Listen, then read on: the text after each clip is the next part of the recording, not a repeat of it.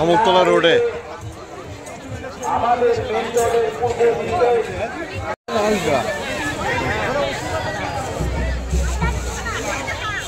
না না আমি করে খবর আছে তো এটা বুঝতে পারি ঠিক আছে আমি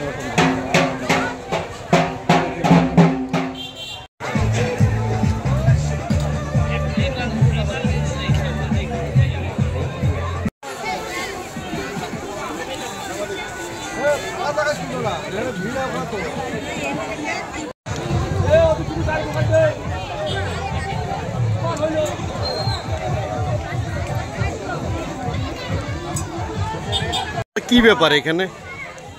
এখানে বাসন্তী মেলা হচ্ছে, এটা 4-5 বছর থেকে হয়। খুব ভালো আয়োজন, এলাকার লোকজন আসে, সারা এলাকার লোকজন আসে, খুব ভালো জমায়েত হয়।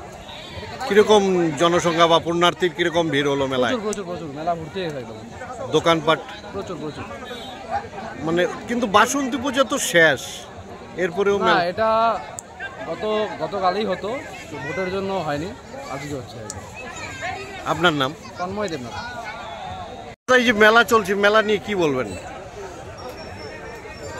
আমাদের এই দক্ষিণ মজিদখানা এলাকায় এই পূজাটা 8-10 বছরের পুরনো পূজা। বসন্তকালে এই পূজাটা আমাদের এখানে অনুষ্ঠিত হয়। প্রতি বছরই আমাদের পূজা হয়, এখানটায় লোকের সমাগম, প্রচুর লোকের সমাগম হয়। সকলে অতি আনন্দের সহিত এই পূজাটা আমাদের এখানে উদযাপন করেন। দূর দূরান্ত থেকে লোক আসেন এবং এই মেলা উপলক্ষে মেলাকে সাফল্যমণ্ডিত করে তুলুন। সকলে মিলে আমরা এই মেলাকে সাফল্যমণ্ডিত করব এই আশা রেখে আমি আমার। কিন্তু এটা কি বাসন্তী পূজা তো শেষ হয়ে গেছে? বাসন্তী পূজা শেষ হয়ে গেছে, সামনে ছিল ইলেকশনের জন্য আমরা পারমিশন পাইনি।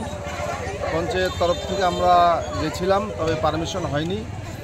তবে এখন আজকে ইলেকশন শেষ, গত শুক্রবারে। আজকে আমাদের পারমিশন দিয়েছেন বলে আজকে আমরা এই মেলা হিসেবে এখানে সকলে উপস্থিত হয়েছি। আপনার নাম? আমার নাম শ্রীবাস দেবনাথ। এই জায়গাটার নাম? এই জায়গাটার নাম দক্ষিণ মজিদখানা।